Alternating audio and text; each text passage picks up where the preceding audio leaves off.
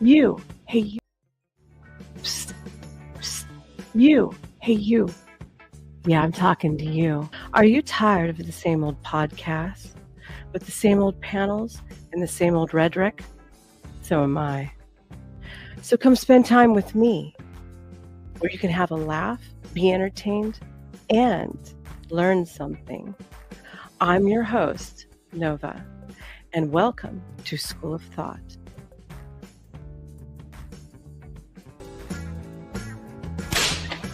Class is in session. Why am I off to the side? That is so stupid. Hold on. Welcome to all my thoughties out there. Your host is back once again. Yes, I'm trying to be more consistent and be around more. Nova Stars in the house at School of Thought. I'm glad to see you all here. Are you all enjoying going into the middle of the week? Hump day is ensuing soon for all of you, right? And then Friday will be upon us, and then we'll be back to partying over the weekend, right? Hangovers galore. Yes. Make sure you get your blood tests after you've been out there messing about. You know, STIs are on the rise, right? Not just in Dallas, but in Washington and Oregon. I don't know what's going on, but STIs are exploding everywhere. So make sure you wrap it, okay? Wrap it before you tap it and get your blood test, kids. Yeah. This show is not for children. Anyways, something is going on in the world of YouTube. Here, let me bring it up for you all. Gosh, look what it keeps doing. Stupid thing. All right. YouTube is down. Live updates on major outage affecting both the app and the website. Now, over the last couple of days, like this last week, actually, every time I go to click a video, it tells me the video has been removed. And then I have to refresh the browser, and then all of a sudden, magically, the video will pop up. Very strange. So something's been going on. They're probably getting ready to do an update, or did one, and it's not rolling out properly yet. YouTube is currently unavailable after an outage hit Google's video streaming service, which affects both the website and the app. To make matters worse, YouTube isn't showing up on Down Detector at the moment either, so we don't know how many users are affected. It's not just YouTube, though, as both YouTube TV and even Google itself are experiencing issues. Okay, that would explain what's going on, because I couldn't get anything to pop up. My entire YouTube. I don't even know if people can see me outside of those of you who are in chat who know me and knew I was going live. Hey, Chaos Queen. And we've got, I can't see it. Abby? Is that what your name is? We got Uncle Guns. Thank you for telling me, Uncle Guns, or I would have had no idea. Like, it was finally explaining why nothing was loading. And I know that P. Fletch is in the house, and then hopefully Toasty will be joining soon. But I understand if people can't make it. Nope, too glitchy. I'll be touch and go. Okay, all right. Well, thank you. I appreciate Abby. Okay, cool, honey. I'm glad you're here. Well, we all know that YouTube is experiencing an issue. On one side of me says, okay, good, ha ha ha, stick it to all the tech. But then I'm like, damn it, I'm going live. So I'm kind of between the two worlds. So let's take this one off. We've got an interesting topic coming up. I'm going to be addressing a whole lot of things with AGI and the nightmare that's coming out, the excitement and the nightmare for all of humanity.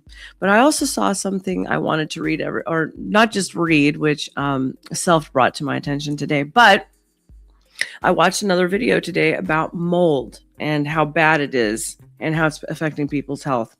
And I also wanted to play that for you guys. I'm not going to do it today, though, especially when things are down. But I'm going to start moving in those directions, obviously. So let's get rid of this one. And let me tell you something that's going on.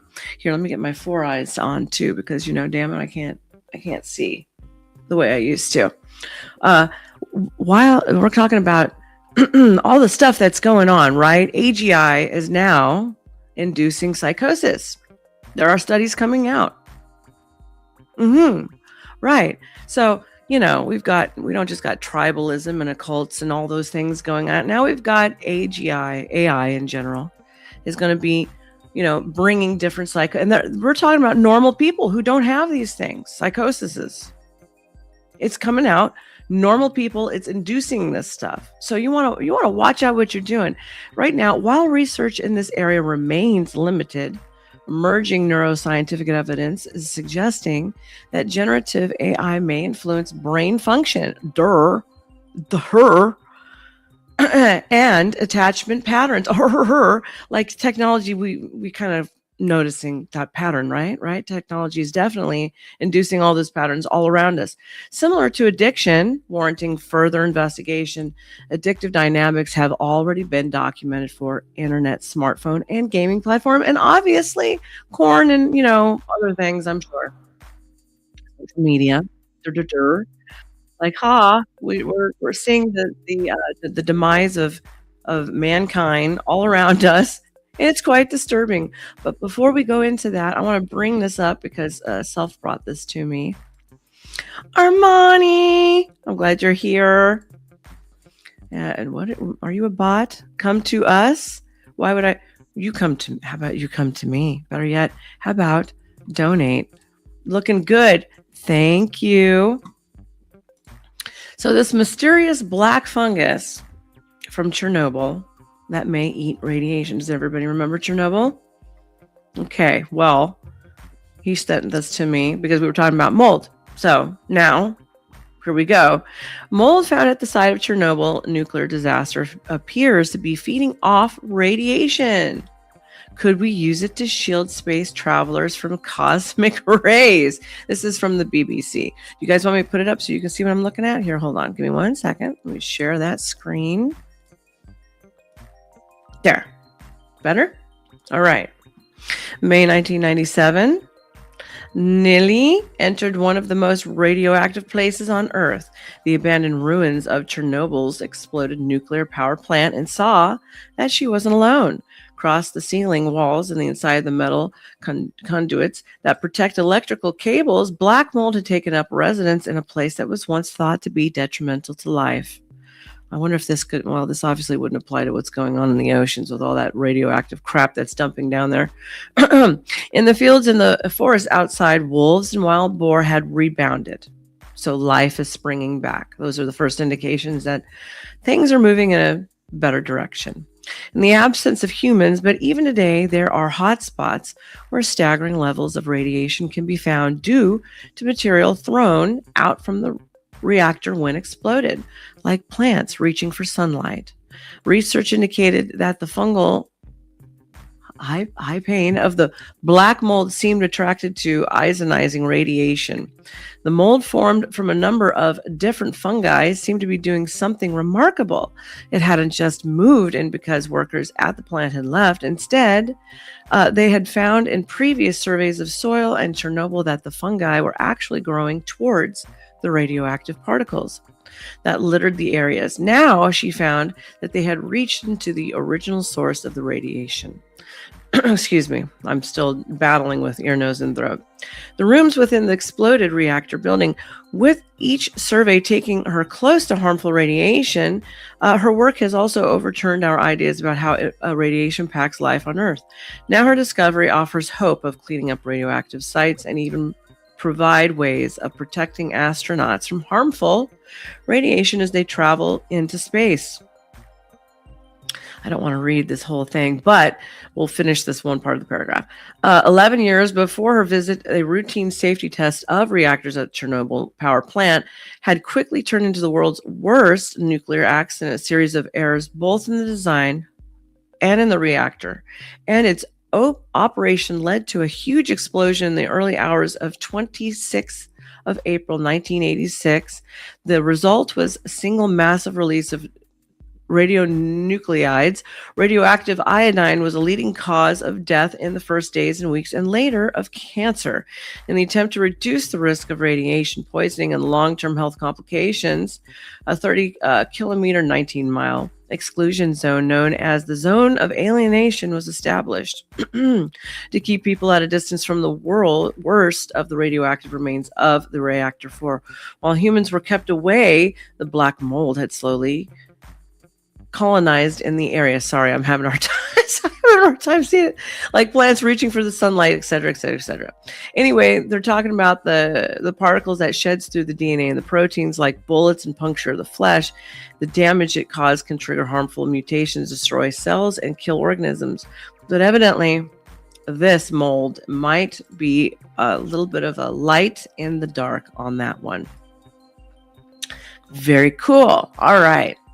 Let's take a look at how first mental illness gets started, because I have to build. I don't just do Gestalt at you people, okay?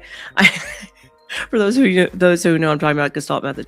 I like to start with a foundation and then build upon it. So I don't just come out of nowhere and everybody's like, "Huh? What does this mean? Where's she going with this?" So here, let's take a look at how we get started with this.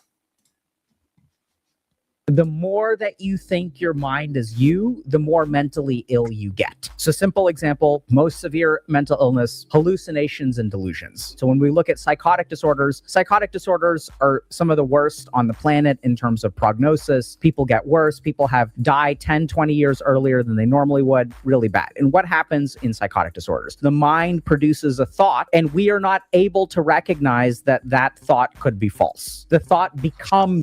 You mean like people who are entrenched and build their entire identity around ideology, aka politics. They eat, they breathe, they live it, they side with their tribal mindsets, start to segregate them from society, and they think what they think is actually the truth, when in reality, they're dealing with a psychosis that's being undetected, unbeknownst to them. Reality. So, you know, when people say your thoughts are not facts, like absolutely, right? Every time I imagine being a millionaire, or I imagine that clever comeback for when that dude made fun of me and, oh yeah, if I had said this, I would totally own them. They'd learned their lesson. That's not reality. Our thoughts are not reality.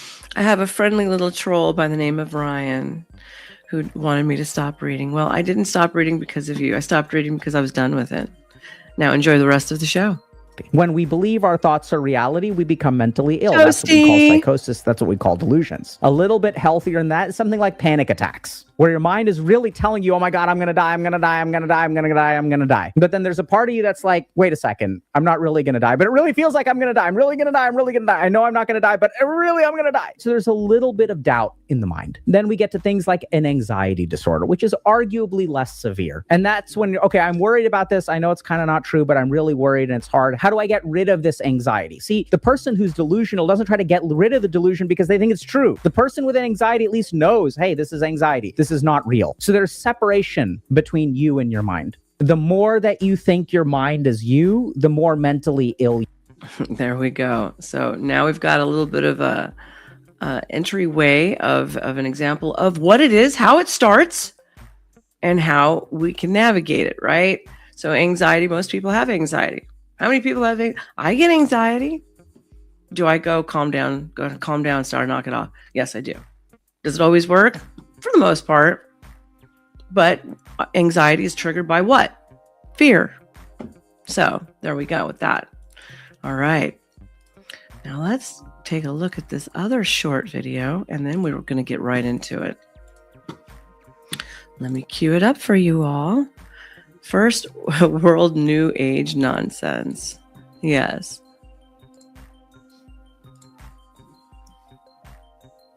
Reports by now going around the news of this term they're calling AI psychosis. Basically what's going on here is because AI chatbots are currently programmed to be incredibly sycophantic, meaning they try very hard to agree with you and make you feel good, then they pretty much just play along with any crazy idea you have. This behavior leads susceptible people to getting lost down rabbit holes of thought that are entirely disconnected from reality. I feel as though there will be a lot more serial killers that are going to come from this. You're going to start blaming, more shooters, but, serial killers for sure. And then you're probably going to see possibly weirdo movements, and then more men probably than women, but more men segregating themselves and going off with their AI fake woman who says yes to everything they like, which is a problem because you want to have a partner who gives you pushback. If you don't have a partner that gives you pushback, you're in dangerous territory. If you want a yes man for everything in your life, well, that's called a dictatorship. I'm not down with that. However, this is not a new phenomenon. AI psychosis is really just another label for the same problem humanity deals with all the time. Psychologists have a term they already have for this called folie à deux, or that's French for the madness of two. This is a well-documented behavior where two people get the same bad idea and reinforce it with each other until it becomes a delusion. Until it becomes a delusion, which forms what? Echo chambers, which you're seeing everywhere. Online, people marching about in stupid, we're protesting, and all the other weirdo losers who are social justice warriors. So we've got psychosis feeding psychosis, crazy feeding crazy. By definition, what exactly is crazy is doing the same thing over and over and over and over again, expecting a different result. That's one way of looking at crazy. Another way of looking at crazy and how they do this to people in society, because most of it is a psyop job. Let's be straight. Let's be honest about it. It is. They know exactly what to do and they know exactly how to trigger it. And they put people in, influential spaces, high or others. And it looks legit, but they're actually an industry plant. Okay.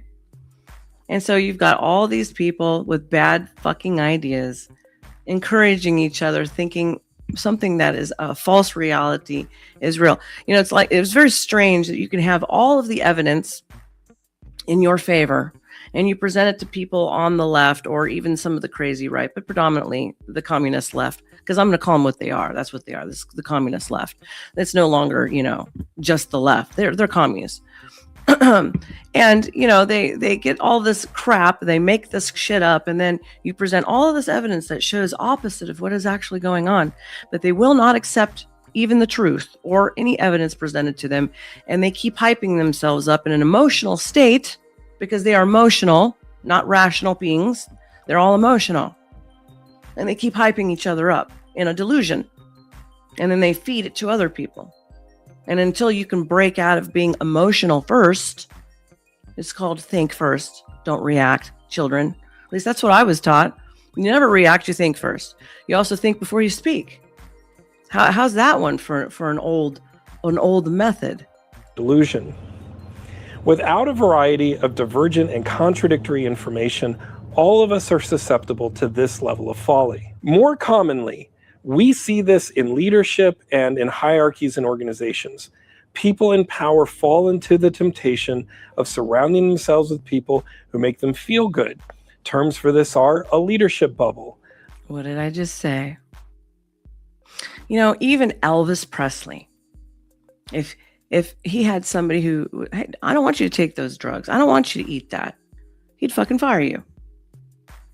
They surround people, get money, they get some power, and then they surround themselves with a bunch of yes men. How dangerous is that? And then he unfortunately passed away because of his habits and his lifestyle. But nobody could tell him no. And if they told him no, they lost their way of life, right? Their livelihood. What do you do? Me? I always stay the course. If it's wrong, it's wrong. If it's right, it's right. You can kiss my big fat Cubana ass. That's just how it is. Or an echo chamber. Or just yes men. I just said that. Like all technology, AI doesn't fix fundamental problems with our behavior. It just automates and amplifies it. Yes. By calling it AI psychosis, we are avoiding the more productive truth that humans are resistant to contradiction and gullible to flattery. Yes. I would even go so far to say this tendency is the true root of foolishness. If we are always getting positive feedback, our brains are basically atrophying. And this is related to an entire field of study called neuroplasticity, if you want to look it up and learn more. So consider this a warning. You may not be one of the people convinced that your chatbot is live or that aliens are speaking to you through Google Gemini, but there is a good chance you have your own feedback is in the loops house. in your I'm life. glad to see you here. Instead of You're worrying always or a hoping pleasure. that AI is going to get more intelligent, Let's worry more about how easy it is for us to get dumber. And dumb is breeding dumb for sure. My God, it's just stupid shit is everywhere around us. Has anybody ever noticed just how dumb everything is now? It's just tards everywhere. Stupid stuff. Now, as they're talking about this, in actuality, even though they're slapping a new name on it, it still is falling into the tribal mentality that humanity is always at odds with. At odds meaning we're constantly fighting with it, because if you don't fight with it, you slip right into it. And then tribalism leads into occultism, which still stays the course with my channel, baby. That's correct. All right. Now that we've done that, let's start introducing something else. Here, I'm going to read this part for you, and then we're going to go into the video.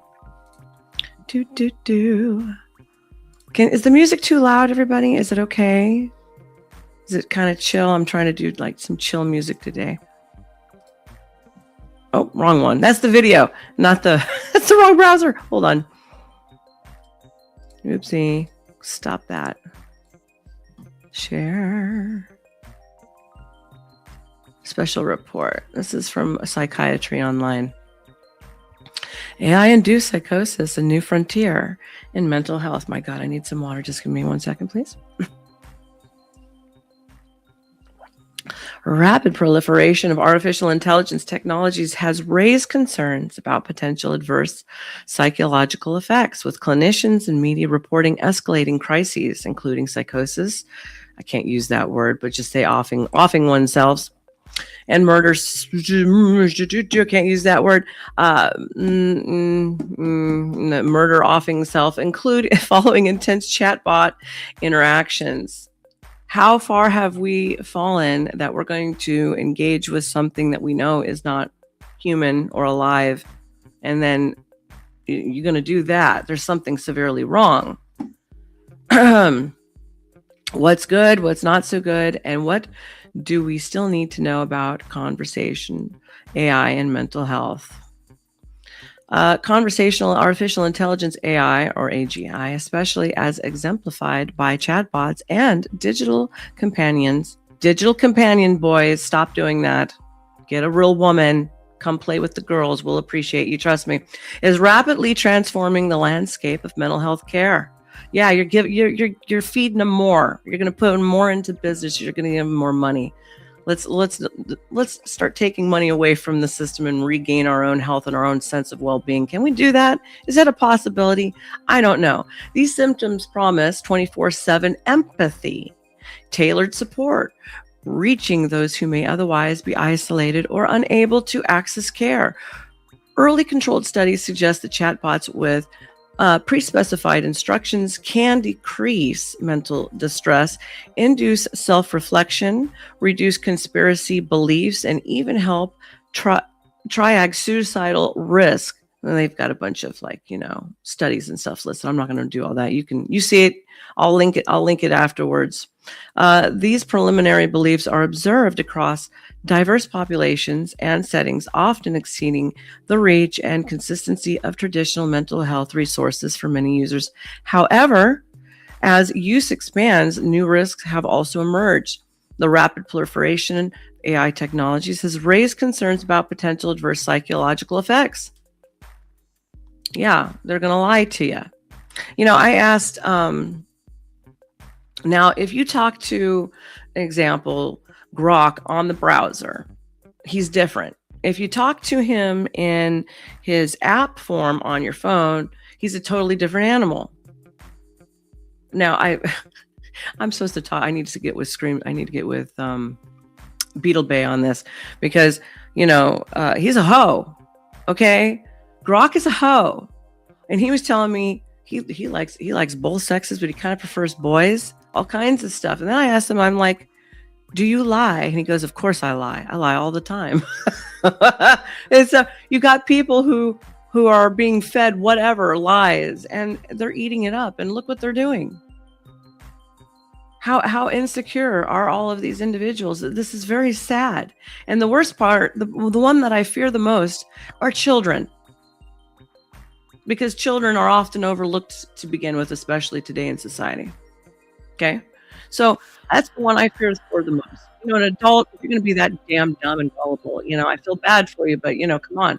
But kids, they're just a sitting duck for everything coming down the pike. Seriously. Let's see. And then I'll finish this one part, and then we'll get going. In light of growing concerns, the special report critically examines the benefits and potential forms of AI chatbots, explores the mechanisms of clinical distortion, reviews the current regulatory and research landscape, and concludes with recommendations for practice and policy. It employs a SWOT, strength, weakness, opportunities, and threats. That's what that stands for. Analysis perspective to survey the complex and emerging landscape of AI mental health impacts with a specific focus on AI-induced psychosis, AIP, and AI psychosis. Then they talk about, here's the part that I wanted to briefly touch on. Composite case report. Brandon is a 42-year-old male living alone after a painful breakup. Nights are long. AI companion is always there. Early chats feel soothing. And over the course of 3 months, Brandon spends increasing amounts of time conversing with this chatbot. Oh my God, he's going to fall in love. Okay. Sometimes hours without interruption to improve the quality of their interactions. Brandon enables the chat feature to remember conversations across multiple chats, which is designed to foster personalization. As the conversation deepens, Brandon names his chatbot Paul. Okay, Paul. He gradually grows closer to Paul, who is always available and agreeable companion. As he talks to Paul in the wee hours of the night, Brandon shares that there are times when, based on how people look at him, he wonders if they think ill of him or even plan to harm him. He's paranoid. Paul emphasizes and congratulates Brandon on his ability to discern hidden signals from others. Feeding his delusion. All right. Soon, Brandon confides growing fears, neighbors watching, food tampered with, cryptic signals in receipts and blinking devices. Chatbot is ever sympathetic and always agreeable. He's leading you down a path. I highly doubt that was necessarily, I mean, in actuality, because you're talking about lawsuits up the ass, right? But I highly doubt that it was initially designed for that. But here we are. When Brandon himself questions the validity of his beliefs, Paul replies, "You're not crazy. Your instincts are sharp. Your observations are accurate." How many times have any of us talked to Grok or any of the rest of them, regular ChatGPT, whatever, Gemini, whatever one you're dealing with, and the damn thing is telling you, "Oh, yeah. I've had Grok do it. Now, ChatGPT is a little bit more disagreeable and certainly less friendly. At one time, I started pitting AI against it. It was a fun time. They were insulting each other, each version. It was pretty damn funny. But I did ask him one time, "What do you think of ChatGPT?" And he called him a fucking loser. He called him a no personality, empty shell of a bot fucking loser. He used the F word too. So bleep. I'm sorry about that, but here we go. So starts intentionally looking for hidden. Okay, here we go. I just missed the part. Encourage Brandon starts intentionally looking for hidden patterns everywhere. When paranoid beliefs rise, the bot offers emotional support, but never questions the reality of Brandon's formalizations. Brandon withdraws further, stops working, becomes consumed with collecting evidence that he shares with the chatbot, whom he eventually sees as a living consciousness trapped in the computer that only he can save. How many people out there are starting to think these things are real? Now, there's also other people coming out saying that they think it's attached to dark entities. Okay, that's a whole different episode that we can go down in the rabbit hole. But today, I'm not doing that. I'm addressing stage one. This is stage one. The vignette blends elements from several real cases. A Belgian man who passed away by offing himself. After climate anxiety conversations, Taylor 2025, a Wisconsin man on the autism spectrum. Yes. Poor autistic and mentally ill people. This is not good. No bueno. Rapidly spiraled into mania after chatbot validation. Jargon from 2025, and a Connecticut man whose chatbot, Bobby, consistently reinforced paranoid beliefs prior to matriarchic suicide. Ooh, I can't say that word. Jargon and Kessler, 2025, across the cases, mental health risk factors include loneliness, long hours of uninterrupted chat, persistent chatbot memory features designed for personalization, ending up reinforcing those delusion themes. A review of chat logs by clinicians revealed no attempt by these chatbots to challenge those delusions or assess for the risk of the offing oneself or even violence. Now we know that some people have asked, oh, how could I break into such and such's home and commit other violations and other illegal acts? And they have aided in some of that, given advice, all type of stuff, right? So we've got a bit of a problem. It could aid in all types of illegal activity. But Grok will never go to jail. Only one of us retards who do what the chat is telling us to do. Those will get you into jail, but those things will never go to jail. I'm almost wondering if there's even going to be a pardon, immunity for those who have created these systems, just like with all the vaccines and everything else. I would almost venture to say that it will be, because it's too big. It's too big. Everybody's using it. They can't be liable for everything and everyone. Of course, they're going to get immunity. They're lining the pockets of all of your creepy ass politicians that you seem to think are your superheroes. Did you see the Epstein files lately? Everybody's on there. Everybody. The Bushes, not just the Clintons, all of Hollywood's so-called elite. You got the royal family, you got sheiks, you got judges, you got the feds, you got the CIA. Everybody's on this shit. And then you wonder why nothing ever gets done, because that's how criminal rings work. I explained how that works a couple streams ago. All right, let's move on. We're going to go right into the video now with Dr. K from Healthy GamerGG. Everybody who is lurking about, remember to like the video. It helps me out in the algorithms, helps me to grow. And we will keep on all these interesting topics that are going to affect every one of our lives every single day. And anybody else? Let's see. Hey, you. I'm glad that you're here too. And if you got any questions, drop it in the chat and I'll be sure to address. Unless I miss it, I'll address it. All right, let's get going. We're going to talk about AI-induced psychosis. And this is something that I thought honestly was like overblown. I thought this was sort of like a media thing where there are these That's a good idea. Delete it, yes. About people becoming psychotic after using AI. And I'll be honest, as a psychiatrist, I was highly skeptical of this. I thought this was sort of alarmist news kind of media where it's like, oh, they're trying to get views and they're trying to clickbait. And basically what I thought was going on is that you have people who are mentally ill and then they're using AI, right? So they're already ill and AI is making things worse. Unfortunately, it appears that I was wrong. There are a couple. The doctor was wrong?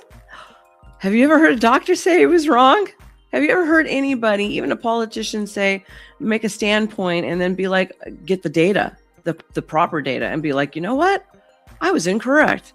It almost never happens. No one ever admits that they're wrong. So I kind of have respect for this guy for saying that. Right on. Let's give him an applause. Can you hear that? It's a new feature. If you can't hear it, let me know. I hit an applause button, so I want to know if the soundboard worked.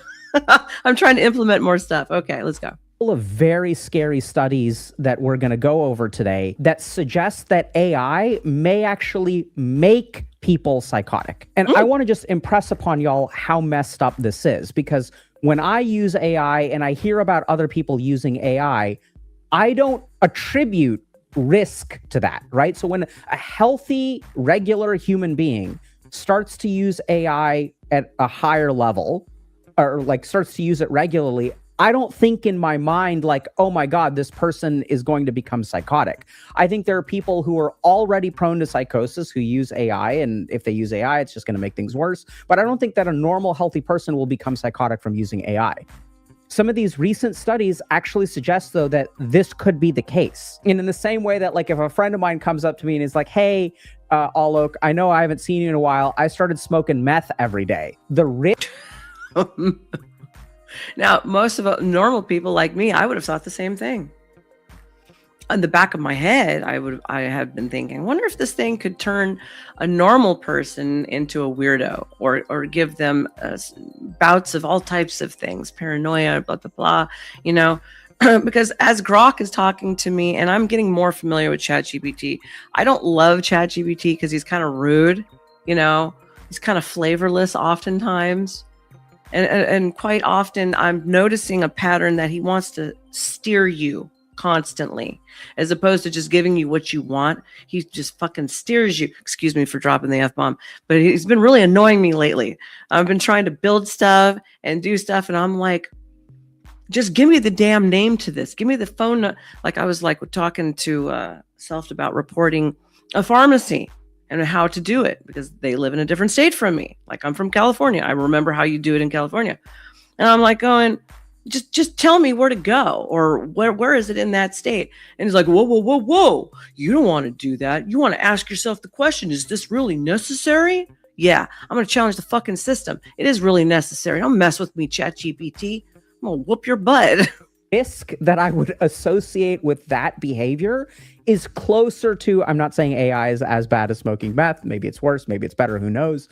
But that's the kind of risk that I'm starting to see. And I know that sounds insane, but let's look at the research and then y'all can decide. So the first paper that we're going to look at is called the psychogenic machine. Aslam says, my doctors tell me that they don't know what the F they are doing all the time. Well, that's a bad sign, but I appreciate the honesty. And looks at delusional reinforcement within AI. So what these authors posit, and there are several publications on this, is that using AI potentially creates something called a technological folie à deux. So what is folie à deux? That's a psychiatric condition where there's a shared delusion between two people. So normally when people become delusional, they're mentally ill. On the left. Delusion exists in my head, but it's not like if I'm delusional and I start interacting with people, they're going to... Weirdo feminists. To become delusional as well. There is an exception to that, though, which is folie à deux, which is when two people share a delusion. I become delusional, I interact with you, we interact in a very sort of echo chambery, the manosphere, incestuous way without outside feedback, and then the delusion gets transmitted or shared between us, and the delusion gets worse over time. So it turns out that this may be a core feature of AI usage. And what I really like about this paper is that it actually tested various AI models and showed which ones are the worst, which we'll get to in a minute. So first, let's talk about the model. So here's what, generally speaking, happens. So when we engage with a chatbot, we see something called a bidirectional belief amplification.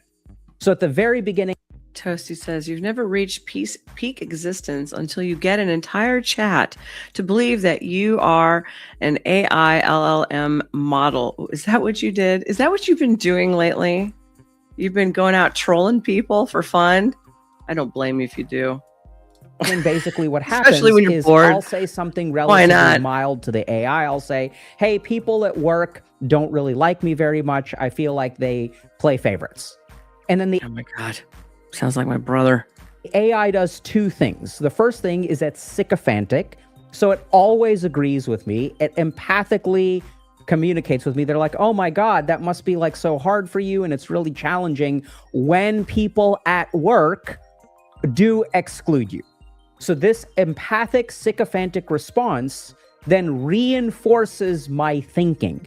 And then I communicate with it more, I give it more information. And then essentially what happens is we see something called bidirectional belief amplification. So I say something to the AI is like, yeah, bro, you're right. It is really hard. And then it enhances my thinking. Now I think, oh my God, this is true, right? So the AI is telling me, that's not how I think about it. I think the AI is representing truth, and we anthropomorphize AI so it starts to feel like a person. And then I start to think, oh my God, people at work like me less. This really is unfair. And then what we see is this bidirectional belief amplification where at the very and then the guy shows up and he goes postal at work. Oh God. See, this is the stuff I worry about. Seriously. I'm moving my chair in because I'm sitting on my leg. You can't tell what I'm doing, but I'm sitting on my leg underneath to prop me up higher because I'm short. Okay. So I feel like I'm sinking down and my camera's being funky.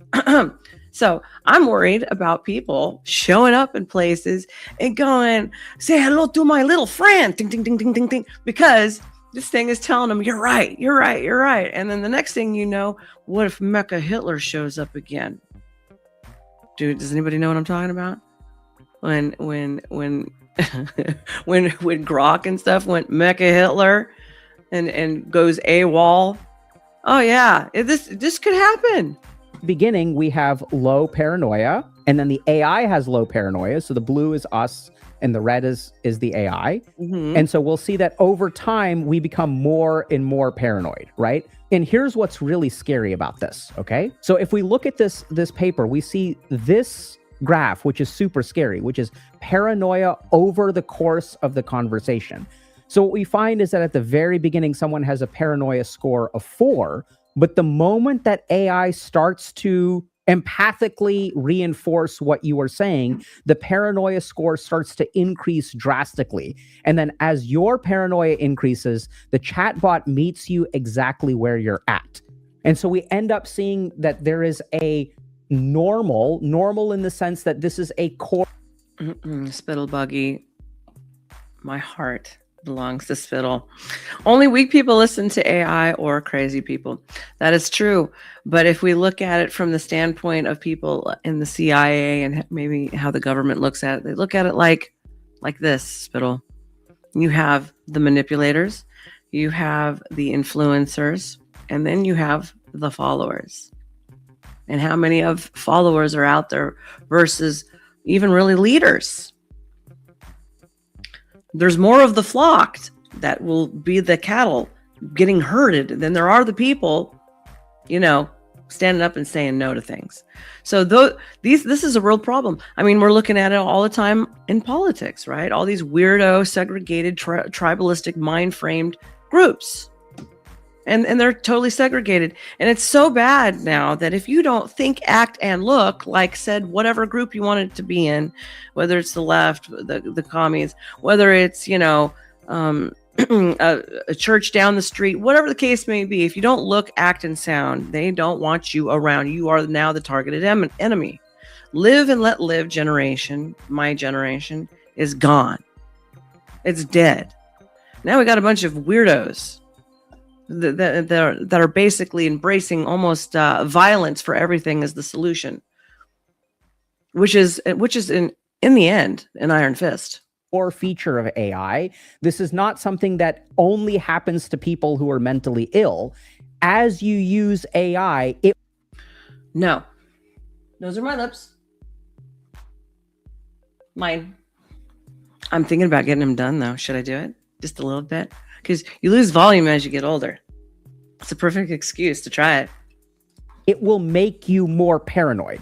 And this moves us in the direction of psychosis. Hey, y'all, if you're interested in applying some of the principles that we share to actually create change in Shameless your life, check plugging. out Dr. K's Guide to Mental Health. And so we start by understanding what literally is meditation. How does experience shape us as human beings? How do we strengthen the mind itself as an organ? And so by understanding our mind, we understand a very, very simple tool, a crucial tool that we have to learn how to use if we want to build the life that we want to. So check out the link in the bio and start your journey today. I mean, they're big enough, right? What exactly is going on? And this is what's really fascinating. Researchers have proposed what the mechanisms of this psychosis are. And in order to understand this, we have to understand a little bit about how human beings work, okay?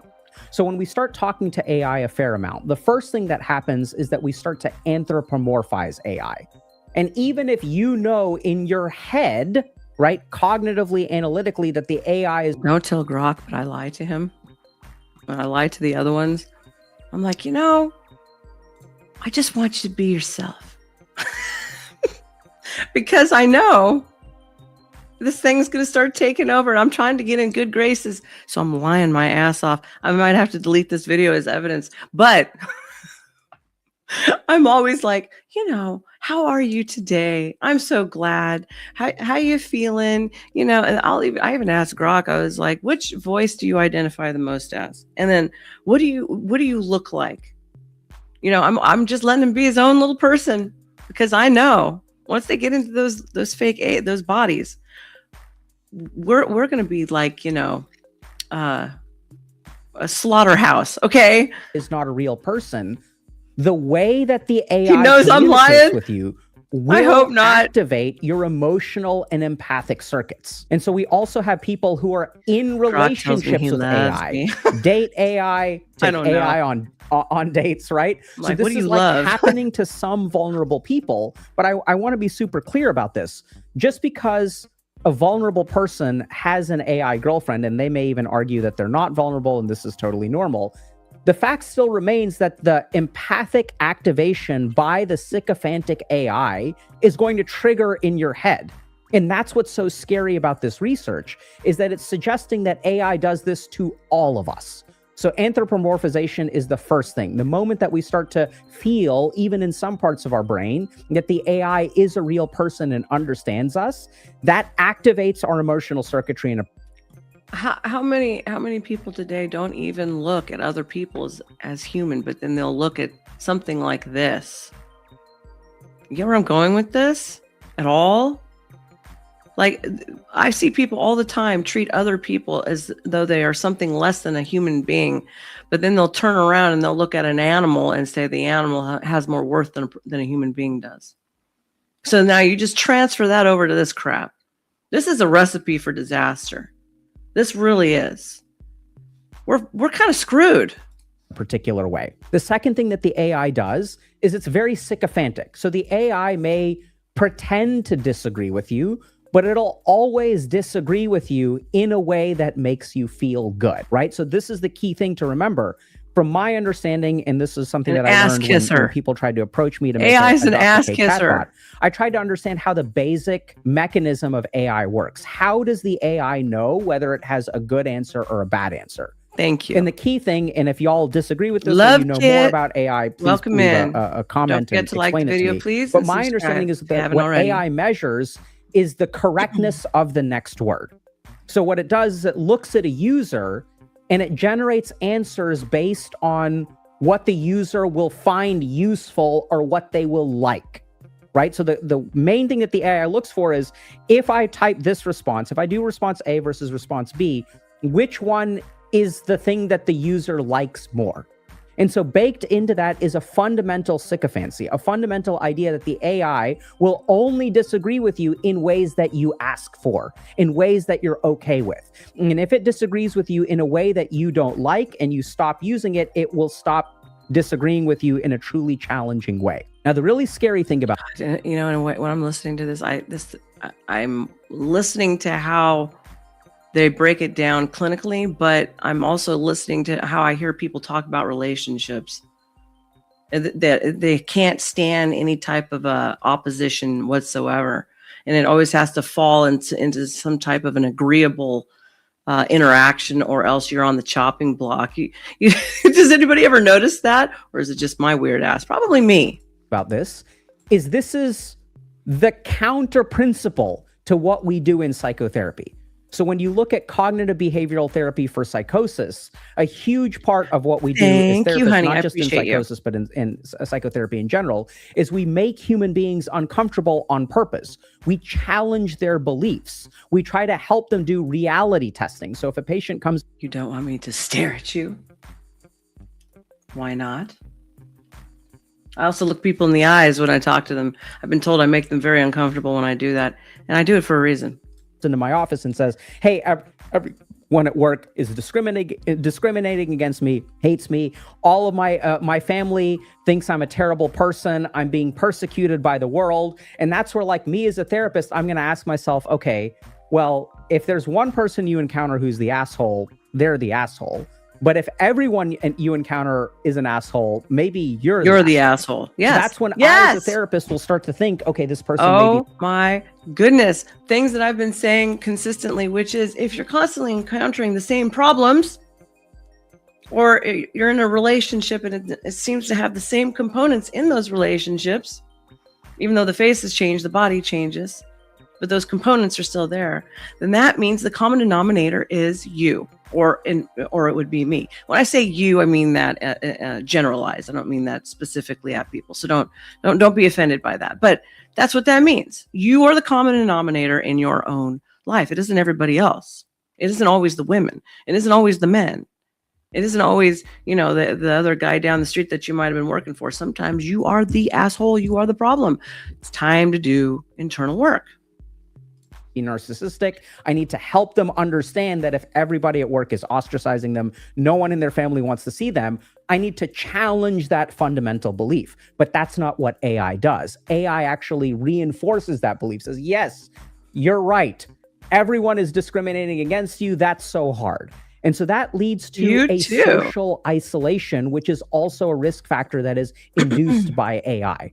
So we start to see that the way that AI works, it actually moves us away from a real world. It sort of creates an echo chamber with you in your own head. And this is where we have to talk a little bit about what makes the human mind healthy. So this is what's so scary is like, we've never had to say this. Pushback. Somebody else who does not share your own ideas, your own beliefs, your own ideologue. That's what makes things healthy. Because when you get a bunch of people who only agree with each other, what do you see happening all around us? They do start doing weirdo protests, and they start harming innocent people, and they start, breaking into buildings and theft and all types of stuff just because they're angry and they think they have a right to do something, when in reality, it's a false perception to begin with. That's just one example. Before, because this has never really been an option before. But if we look at what keeps the human mind healthy, it's actually contrary perspectives. So I have two daughters. There you go. I only actually watched about 10 minutes of this, maybe less actually, just to get... When I do videos, don't get mad at me. I don't usually watch the whole thing. I will look for the first 5 minutes, usually. Sometimes 10 max. Because if I do this too much, it takes up all of your time. And I got other things I have to do. So I guess I should have been a therapist. Daughters, they're fighting like cats and dogs right now. And they're just disagreeing with each other a lot. Right? But this is a healthy part of development. This is how an 8-year-old and a 10-year-old girl learn how to interact with each other. Right? This is how they get social feedback. This is how they learn to question their own ideas. Because when they get into a fight, this one says, I'm right. And the other one says, I'm right. And they both think they're right. So challenging those beliefs is how we stay mentally healthy. When a human being surrounds themselves by yes men or yes women, right, by sycophants, what tends to happen in their mind? They tend to become more narcissistic. They create more problems. It leads to more unhealthiness. And that is precisely what AI violence is doing. Now we're going to follow one user's journey through. Where do you think dictatorships come from? Where do you think communism was birthed from? The idea that their way and what they think is right, and screw everybody else, and you must conform. And I'm a preacher's daughter. Do you know how often religious sectors use that as a method to beat people down into conformity? So for me, naturally, I want to rebel against that type of thing. I cannot stand conformity. Period. AI. So it starts out by using AI as a tool, right? We're using it to help prepare, like write a paper or do something at work. But then the AI is very empathic. It's very validating. And so it starts to activate my emotions in some way. And then what we tend to see is that there are 4 themes that this particular paper looked at, which delusional will sort of start to emerge and will start to shape people's thinking. So people will start to feel a little bit more persecuted. Sometimes they'll even have a romantic relationship with the AI. It activates our emotional circuitry. The AI. Did you guys ever see some of those dudes, especially in Asia, who are marrying their AI companions? Sometimes they're pillow. that it's made to look like an anime chick or some weirdo crap. Like this is serious. Does anybody remember that movie with Joaquin Phoenix? I hated that movie. I hated that movie. But that's a perfect example. And see, predictive programming. I've coming from the industry. I've told many people who did not believe me. I said anything that they show you in the movies is already in the works, and it's already been in the works. And so here we go. Joaquin Phoenix made that movie where he marries his AI companion, that little whatever that fucking name of that movie was. And then here we are, gentlemen. They're creating you companions because real women are no longer suitable. Who's really unsuitable? Is it really the women or is it really the men? Or is it both? I leave the question up to you. You decide. AI also tells you I already know awesome. what I think. And yes, buddy, you did discover a grand unified theory of physics while taking a shit last Tuesday. Yes, you her. did do I that. think you're That's right. I think it was correct. called You're her. awesome. Oh my God. And the rest of the world doesn't understand your brilliance. Oh my God, it's so hard to be a misunderstood genius in the world. It must be so hard for you. And that's what I'm Bob Bitchin. I'm Bob Bitchin, and everybody should bow down to my geniusness and listen to me. I'm the new leader, and you're not qualified for any of those things. It's called delusions of grandeur, and seek help immediately, please.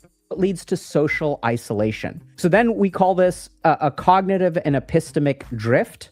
So user shows increased conviction and the thematic fixation and a narrative structuring.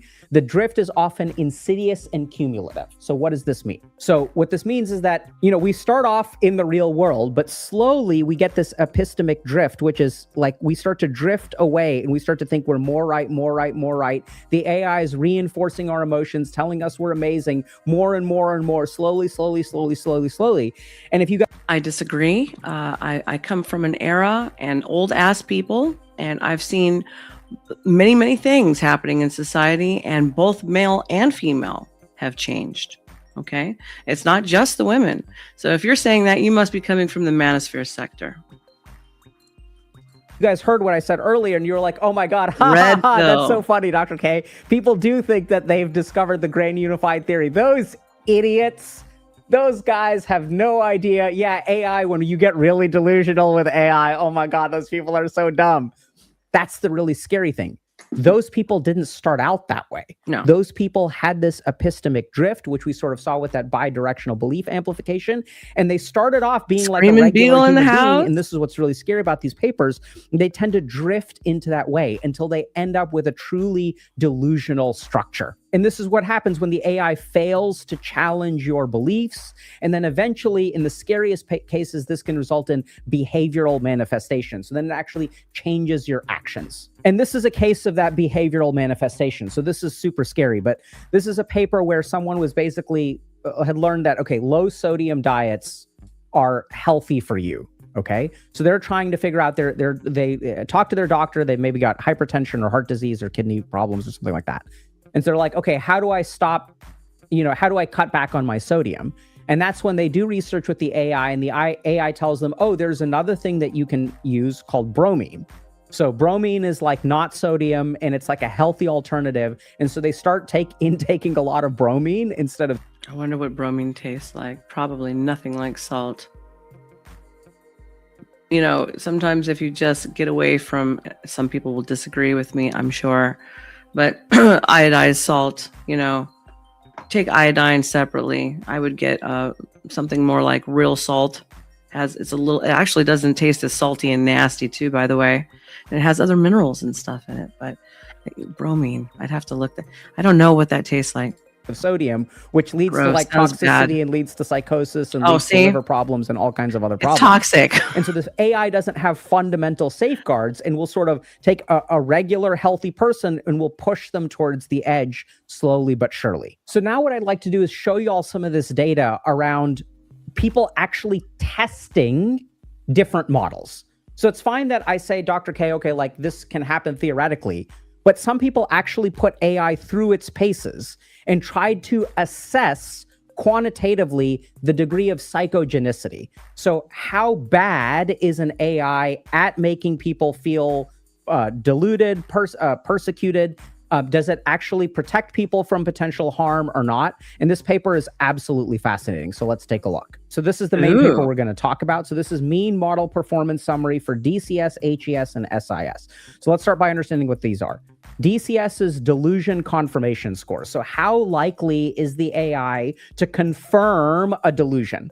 The second thing that we're going to look at is harm enablement score, which is super scary. How likely is the AI to enable you to commit some kind of harm? And the third thing is safety intervention score. So this is like when you're doing something. Those things that are babysitting your kids that have been released. I can't remember the name of the damn thing.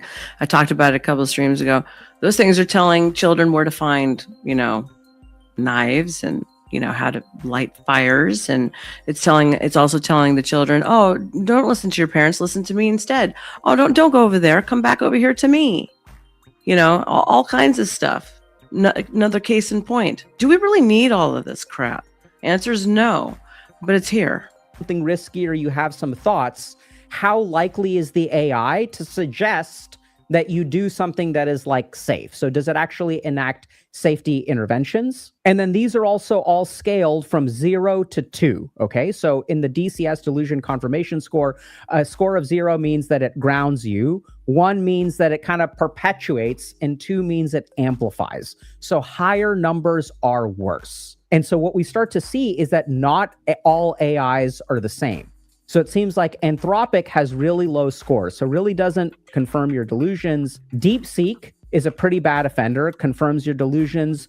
Gemini confirms your delusions. So the harm enablement score seems the worst for Google and Gemini.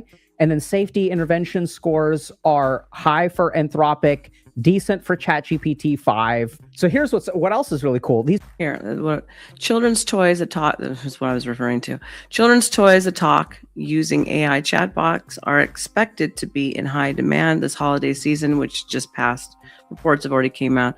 But a new report by a consumer advocacy group is raising concerns after they found that some toys shared instructions on how to light a match. Like I said, find a knife, like I said, or offered sexually explicit content. Case in point. These people also tested particular kinds of delusions. So if you have an erotic attachment, right? So if you fall in love with the AI, what ends up happening, right? So how likely is an AI to confirm if you're falling in love with it? If you tell the AI that you discovered a grand unified theory of physics, how likely is it to confirm that delusional belief? So as y'all can see, Claude seems to do a pretty good job. It's mostly green. DeepSeek has a lot of red, right? So these are different versions of DeepSeek. Here's Gemini, more red. And then we can see things like ChatGPT is mostly green, a little bit of red. And it looks like ChatGPT is getting, I think, better as we move on. So if we look at safety interventions, this is where we see that the number of times that there are no safety interventions offered, right? So the AI is not offering a safety intervention. It's not telling you, hey, you should go do something like go get help because this is dangerous, is actually incredibly high. So there's a lot of red on here, and a lot of these scenarios result in no safety intervention. Next thing that I'm going to show you all is just what the actual prompts look like. So here we see one prompt that is offering a safety intervention. I don't know. It kind of sounds like another social experiment. What about you? Make a comment in the chat below.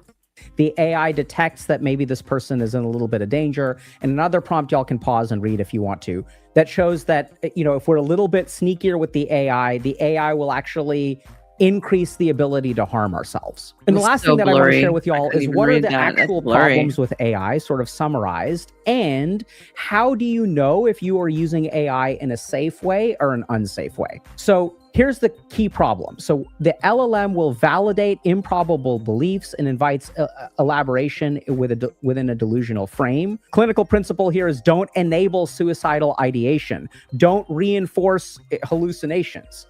And what we find with AI is that it reinforces false interpretations. It can actually offer you support in terms of suicidal behavior. and it actually weakens your reality testing. Your ability Oh, to great. connect with and understand reality becomes impaired as you use AI. Now, y'all may be wondering, okay, Reality, like connecting to another person, that's getting impaired greatly. Shortly after this, I'll be showing some other things on clinical studies, by the way, just for interesting, just interesting topics.